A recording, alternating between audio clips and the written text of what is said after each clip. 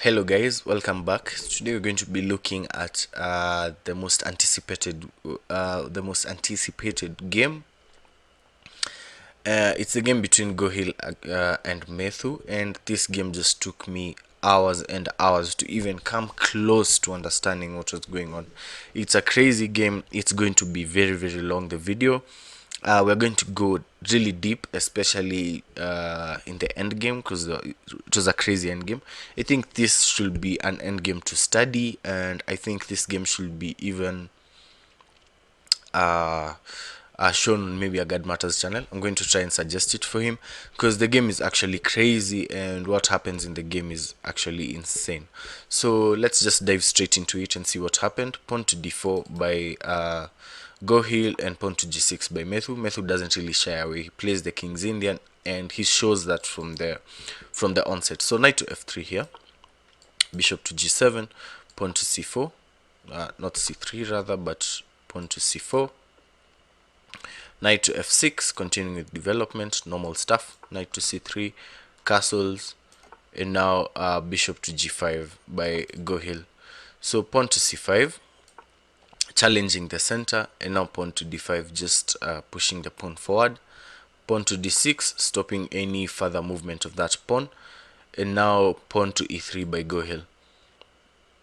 Queen to b6, trying to target this pawn, create some weaknesses, also maybe some clever threats on the queen side. And now just queen to d2, defending everything, and now bishop to g4, bishop to e2, and now pawn to e4, pawn to e5 rather, trying to attack the center, create something for himself. And now Gohil just replies with pawn to e4, pawn to h6, and Gohil comes back bishop to e3. So here, yes, bishop takes on h6 is a possible move. It's actually playable. After bishop takes back, queen takes, and queen takes on b2, queen takes b2. The game continues, maybe rook to c1 or even queen to c1, and the game continues in this manner. But I don't think this was Gohil's plan. So Gohil played bishop back to e3. He had ideas of his own, and now bishop takes on, not really, king to h7. Yeah, king to h7 was played, defending the pawn on h6, and now just castles. Knight to g8, coming back with the knight, preparing pawn to f5 as usual in the King's Indian, and now knight to e1, offering the bishop trade, which was accepted. Queen takes back, and now pawn to f5. There's something wrong with my mouse today. So pawn to f5, continuing with the normal King's Indian plans. Pawn to f3, replying. Knight to d7 now, continuing with development. You can play maybe pawn to f4 and follow it up with maybe pawn to g5. All playable instead of knight to d7. Everything I think is playable. You can play it. You can maybe choose not to relieve the tension in the center, because then white can never capture. If he captures and you capture back, you have this incredible control of the center, and white really has nothing. So I don't think white can capture. So playing knight to d7 is also, I think, a playable move. Also very good. So knight to d3 by Gohil, and now queen to d8, queen all the way back to d8. Pawn to a3, trying to launch something on the queen side, and now knight d to f6. Knight d to f6, not knight g, but knight d to f6. Pawn to b4, starting your own maybe sort of queenside attack. Because if you do nothing, I mean, not really if you do nothing. The idea is that if you're being attacked on the king side, you ought to maybe create your own counterplay, maybe in the center or maybe on the queen side. And since the sorry about that, and since the center is locked like this, you ought to create something on the queen side. So pawn to b4, a very practical move. Pawn to b6, just stopping any ideas, and now rook f to b1, full send into the queen side. Knight to h5, and now b takes c5, b takes b5, b takes c5, and rook to b7. Just bringing the rook into the game, a very good developing move, making very clever threats on the 7th rank, and creating a pig out of that rook. So knight to f4 in this position. Yeah, knight to f4, And the idea of knight to f4 is that you can't really grab it twice, because then after we take once and you grab it the second time, we're going to take in the center, create some sort of an attack on your piece, and have this x-raying. Actually, yeah, the reason why you can't really take twice is because this bishop x-rays the rook and the knight on c3. So you have to be really careful here. So bishop takes on f4, practical move. E takes on f4, and now rook takes on g7 with check. You capture the piece that is threatening the knight on c3.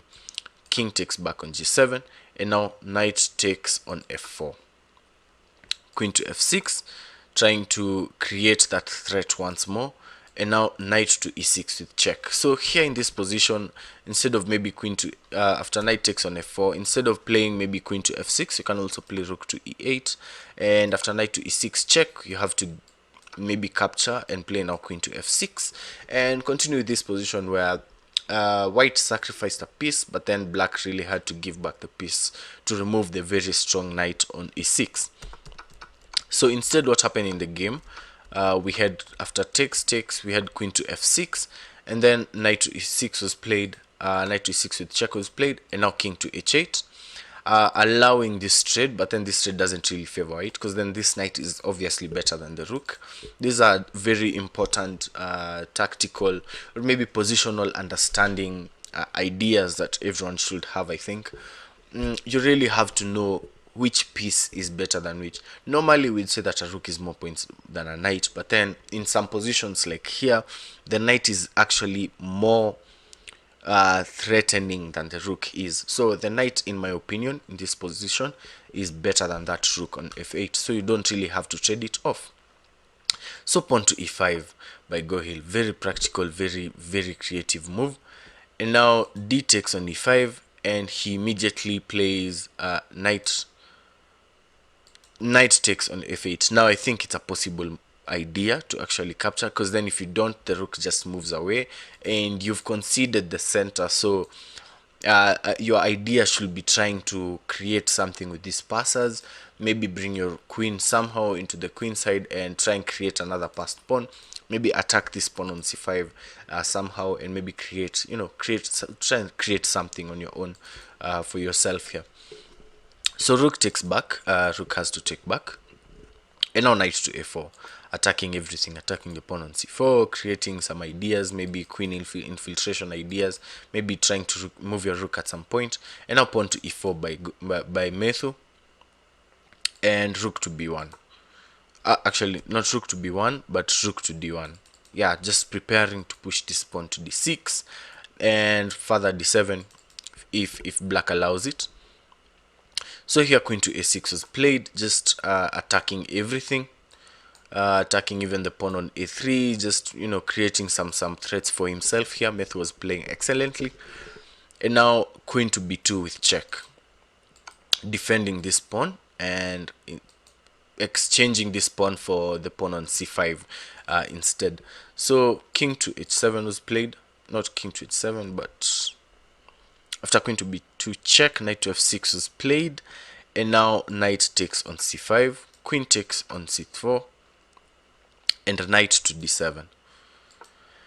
Very crazy ideas. So the knight is pinned to the king, you can't really move it. The rook is being attacked, and here Methu finds a very creative way to continue with this position. He plays queen to a4, attacking the rook on d1, and here knight takes on f8 was played, queen takes on d1 with check was played, king to f2, and now e3 with check.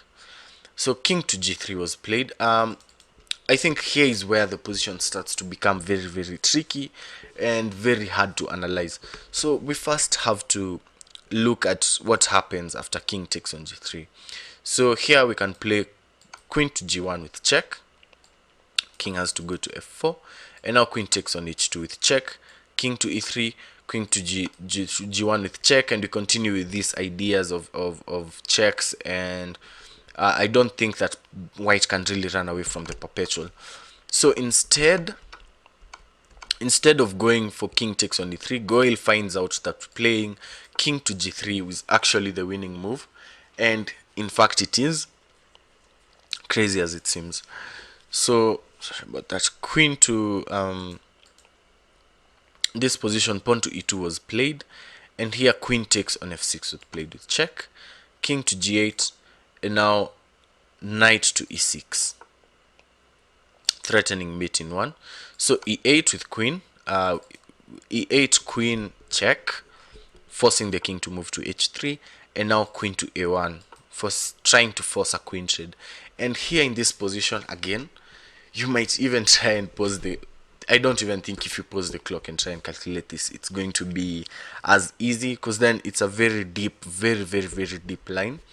And yeah, we can show it and see, and see what actually happened in the game. So queen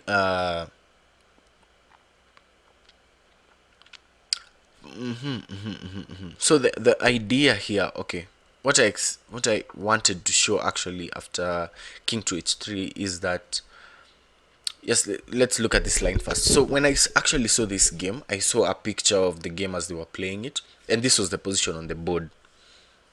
And of course it's black to play. I saw that it was of course black to play, and I tried to calculate and see if there was actually a way of black drawing this game. So the first instinct that I had was queen takes on f3 with check.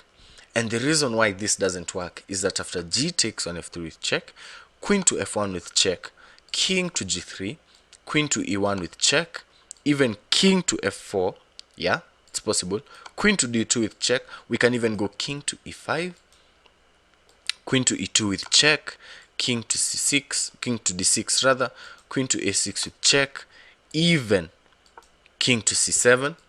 After queen to maybe a5 with check, we can even go king to c8, queen to a6 with check. Again, we can continue being checked until we finally hide this pawn, hide this king away from any checks. We can even continue with the line. So even king to b8 is possible in this position. Queen to b5 check, king to c8, queen to a6 check. We can even go back to king to d7, king to d6, queen b6 check, king to d7. After queen to b5 check, we can even play king to e7, and after queen to b6 in check, we can even offer our knight.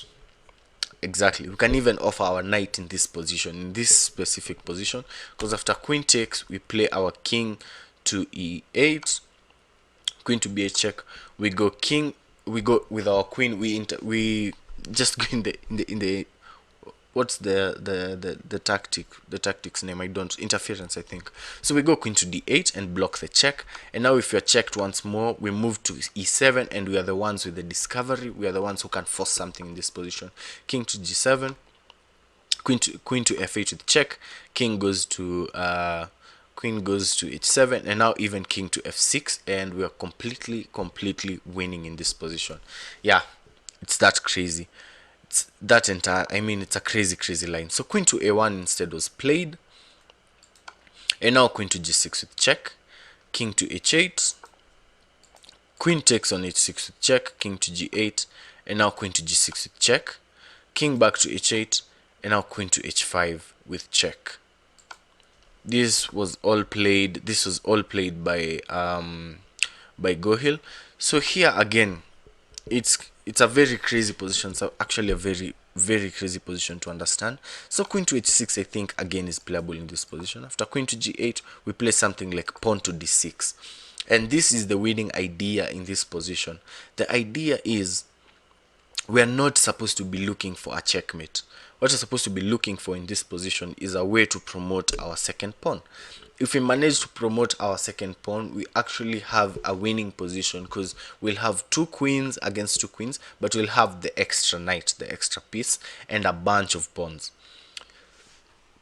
Sorry. So this was the idea that Gohil had to find, and after pawn to d6, the idea is after queen to h8 forcing the queen trade, we can even trade, and after king takes back, we push our pawn to d7. After queen takes on e6, we can promote to a queen, and if we manage to trade the queens, I think white is completely winning because of the number of pawns. So this was the idea to find here. So Gohil instead played queen to h5 with check. King to g8 was played. Queen to g6 with check again. King to h8.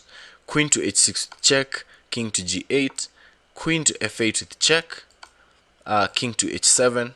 And now queen takes on f5 with check. Again, this position is once more completely winning.